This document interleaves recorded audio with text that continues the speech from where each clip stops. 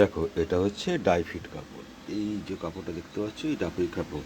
এই কাপড়ে কিন্তু খুব রং ওঠার চান্স থাকে, মানে তুমি ছাপার পর দেখবে পরিষ্কার আছে, কিন্তু আস্তে আস্তে যখন 2 দিন 3 দিন থাকবে বা ঘন্টা কয়েক পরেই দেখবে আস্তে আস্তে আস্তে আস্তে সাদা রং দিয়ে ছেপেছো তো, তো সেই সাদা রংটা দেখবে লাল হয়ে গেছে। তাই লাল হয়ে গেছে। এবার আমরা কী করছি, যখন এটা আমরা ছাপবো, ধরো এটা আমরা প্রথমে এরকম একটা খাঁড়া মারলাম, এরকম দুটো খাঁড়া মারলাম, খাঁড়া করে স্কুইজারটাকে খাঁড়া করে মারলাম। এবার কি করব, আমরা এটাকে হালকা করে বুলিয়ে দেবো। এটা মাথায় রাখবে, হালকা করে বুলিয়ে দেবো। এতে কী হবে, রঙটা বেশি পড়বে। আর যখন আমরা ধরো হিট মারবো, হিট মারার সময় মেশিনটাকে কি করব, 180 ডিগ্রি টেম্পারেচারে দেবো। হ্যাঁ,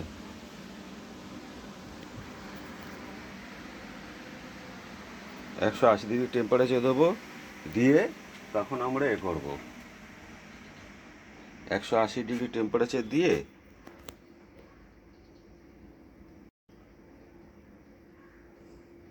180 ডিগ্রি টেম্পারেচারে দেবো। দিয়ে আমরা কি করব, মেশিনে যে প্রেশারটা আছে না, প্রেশারটা একদম কমিয়ে দেবো। মানে প্রেশারটা গেঞ্জির থেকে অন্তত 2 মিলিমিটার ওপরে থাকবে, 3 মিলিমিটার ওপরে থাকবে। এবার আমরা কাগজ দিয়ে ভালো করে হিট দেবো। কাগজ দিয়ে ভালো করে হিট দিলে কি হবে, ওর গায়ে প্রেশারটা পড়বে না, কিন্তু রঙটা গরম হয়ে গিয়ে পার্মানেন্ট হয়ে যাবে। অর্থাৎ রঙটা তোমার টানলেও ফাটবে না। এই পজিশনে রাখলে তোমার দেখবে মোটামুটি রঙটা লাল হবে না। এইটা হচ্ছে ডাইফিট কাপড়ের মেন সিস্টেম।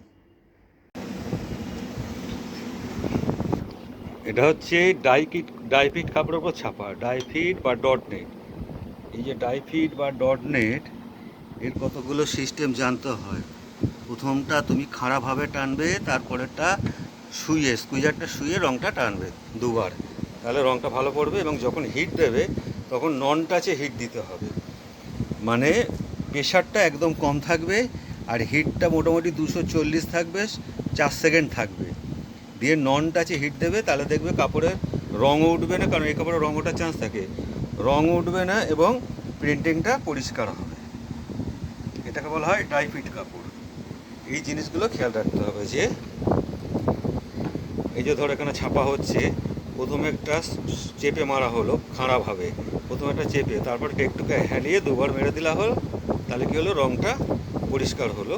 এবং মাঝে মাঝে দেখতে হবে যে কাপড়ের নিচে আঠাটা ভালো আছে কি না, আঠাটা ভালো আছে কি না দেখতে হবে। এবং এটা সবথেকে বড় কথা যে হিট দেওয়ার সময় তোমাকে, এই যে আমাদের যে মেশিন আছে, এই মেশিনের প্রেশারটা একদম কম থাকবে। এইটা হচ্ছে মেশিনের প্রেশার। এই মেশিনের প্রেশার, এটা ঘুরিয়ে মেশিনের প্রেশারটা কম করে নেবে, নিয়ে 240-এ 4 সেকেন্ড হিট দেবে। তাতে দেখবে কাগজটা আর ম্যাটারটা, মানে পকেটটা বা গেঞ্জিটা একদম টাচ হবে না হিটের সাথে, যার ফলে কাপড়ের রঙ ওঠার কোনো চান্স থাকবে না। যেসব কাপড়ের রঙ ওঠার চান্স থাকবে সেইগুলো সবসময় এরম করতে হবে। যেমন ধরো এখানে এই যে নোকিয়া কাপড় ছাপা হচ্ছে, এটা আবার নোকিয়া কাপড়, এটারও একটা রঙ ওঠার টেন্ডেন্সি আছে। এবার ধরো আমি ছাপলাম, 2বার 3বার ছাপলাম, এবং এই ছাপাটাও আমি কিন্তু ছাপার পর, এই যে ছাপাটা হলো, এই ছাপার পর এটাকে যখন হিট দেবে, এটাও কিন্তু নন টাচে হিট দেবে, কারণ এই কাপড়ে রঙ ওঠার চান্স থাকে। অর্থাৎ তুমি যে ছাপছো সাদা দিয়ে, পরে গিয়ে দেখা যাবে লাল কাপড়ে লাল রঙ উঠে কাপড়টা গোলাপি হয়ে গেল। এই টেকনিক্যাল জায়গাগুলো খেয়াল রাখবে, তাহলে ছাপতে পারবে। আর সবসময় যেখানে ছাপা হবে সেই জায়গাটা যেন আঠা থাকে, তাহলে স্ক্রিনটা আটকে যাবে, এখানে আঠার চিটচিটে যেন থাকায়। এইগুলো সব হচ্ছে তোমার ডাইফিট ডটনেট কাপড়। এখন এই কাপড়ে প্রচুর কাজ হয়, জার্সি হয়, স্কুলের গেঞ্জি টেঞ্জিগুলো হয়, কিন্তু এই কাপড়ের একটা মোটিভেশন থাকে, কিছু কিছু কাপড়ে রঙ ওঠে। সুতরাং কোন কাপড়ে রঙ ওঠে তুমি তো বুঝতে পারছো না, ওই জন্য সবসময় নন টাচে হিট মারবে। আর এই যে আমরা সাদা রঙটা তৈরি করেছি, এই সাদা রঙটা, এটা হচ্ছে প্লাস্টিসোল সাদা রঙ, এটা হচ্ছে প্লাস্টিসোল সাদা রঙ রোলেক্সে। এর সাথে কী করেছি আমি, 25 গ্রাম মেল্টিং পাউডার মিশিয়ে নিয়েছি, নিয়ে রঙটাকে ভালো করে মিশিয়ে কেরোসিন তেল দিয়ে পাতলা করে নিয়েছি। নেওয়ার পর এটাকে আমরা প্রিন্ট করছি। প্রিন্ট করলে কী হবে, আমাকে অল্প হিটেই রঙটা, পাউডারটা গলে গিয়ে ধরে যাবে গেঞ্জিটার উপরে, তারপরে গেঞ্জি থেকে রঙটা উঠবে না। ওকে,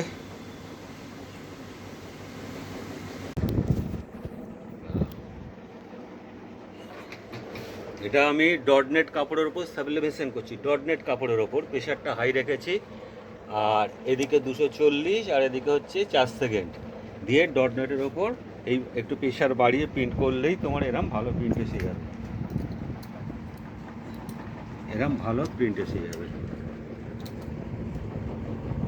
এটা হচ্ছে dot net paper, dot net কাপড়ের ওপর প্রিন্টিং। এবার আবার মাছি দেখো,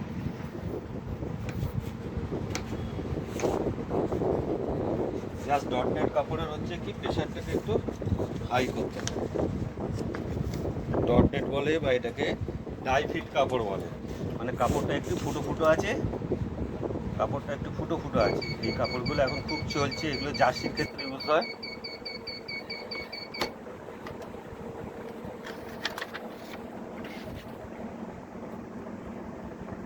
অর্থাৎ ডট নেটে কিন্তু প্রেশারটা বেশি লাগবে, আর 240 বা 250 দিয়ে 4 সেকেন্ড দেবে তাতেই।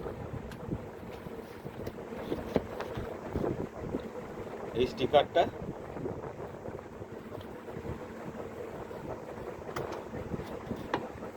প্রেশারটা একটু সবসময় হাই রাখবে, কারণ ডট নেট তো কাপড়টা ঢোকার জন্য প্রেশারটা হাই রাখবে, তাহলে ডট নেটে ভালো প্রিন্টিং এসে যাবে। ডট নেটে দেখো কি সুন্দর প্রিন্টিং এসে গেল, একদম ডটগুলো ভর্তি হয়ে গেল।